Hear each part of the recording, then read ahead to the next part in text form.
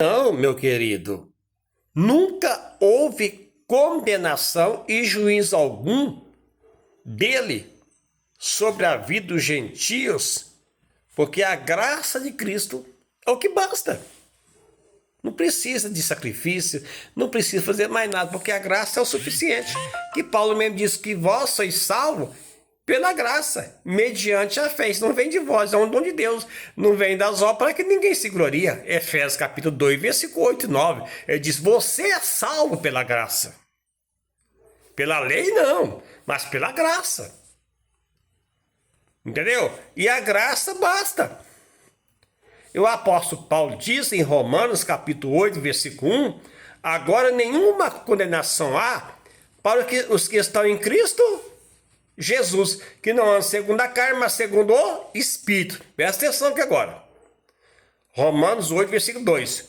Porque a lei do Espírito de vida em Cristo Jesus. Presta atenção. Em quem? Em Cristo Jesus. Aí segue. Me livrou da lei.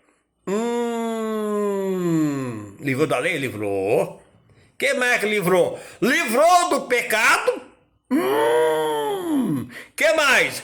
Livrou da morte.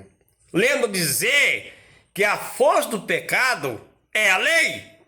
Então em Cristo Jesus foi liberto da lei de Moisés, que a lei de Moisés era pesada demais. Entendeu? Pesado demais. Livrou da lei.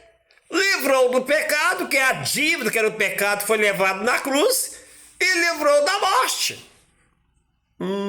Rapaz, era punido pela morte com o pecado da lei? Sim. Vários tipos de pecados. Rapaz, eu não tinha parado para pensar, pois é bom você analisar isso. E o apóstolo Paulo ainda diz, aonde abundou o pecado, superabundou a graça. A graça de quem? De Cristo. Romanos, você vai observar no versículo 20. Lá diz assim, ó, sobreveio a lei para que ali avultasse a ofensa. Mas onde abundou o pecado, superabundou a graça. O pecado... A lei pesada demais não tinha como remover o pecado, só cobriu o pecado com sacrifício de animais. Aí veio a graça, e a graça superabundou. Graça da graça. Graça abundante. Rapaz, a fim, versículo 21 de Romanos 5. A fim de que como o pecado reinou pela morte, assim também reinasse a graça pela justiça para a vida eterna mediante Jesus Cristo, nosso Senhor. Querido, não tem ninguém debaixo de lei.